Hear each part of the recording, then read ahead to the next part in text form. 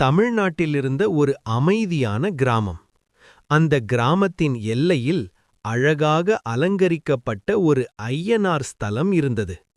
அந்த ஸ்தலத்தின் அருகே உயரமாக நின்ற குதிரை சிலை கிராமத்துக்குள் நுழையும் அனைவருக்கும் பாதுகாப்பின் உணர்வு தரும். கிராமத்தார் அனைவரும் ஒரு விஷயத்தை நம்பியிருந்தார்கள்: ஐயனார் எப்போதும் நம்மை காப்பார். ஒரு நாள் மாலை கிராமத்தில் சிறு பிள்ளைகள் எல்லாம் ஆற்றங்கரையில் விளையாடிக் கொண்டிருந்தார்கள். அப்போது திடீரென்று வானம் மேகமூட்டத்தால் இருளடைந்தது.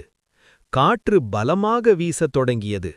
பிள்ளைகள் பயந்து வீட்டுக்கு ஓடத் தொடங்கினர். அவர்களில் பாலா என்ற ஒரு சிறுவன் மட்டும் தனியாகத் தவறி காடு நுழையும் பாதையை பின்தொடர்ந்து சென்றுவிட்டான். வழி தெரியாமல் நின்று அழுது கொண்டிருந்தான். அந்த தருணத்தில் அருகிலுள்ள மரங்களின் இடையிலிருந்து ஒரு மென்மையான ஒளி தோன்றியது. காற்று சற்று நின்றது. பாலாவுக்கு யாரோ அருகில் இருப்பது போல உணர்வு. அவன் மெதுவாக திரும்பி பார்த்தான். ஐயனார் சிலையின் உருவத்தைப் போலவே தோன்றும் ஒளி வடிவம் ஒன்று அவனிடம் நிம்மதியாக நின்றிருந்தது.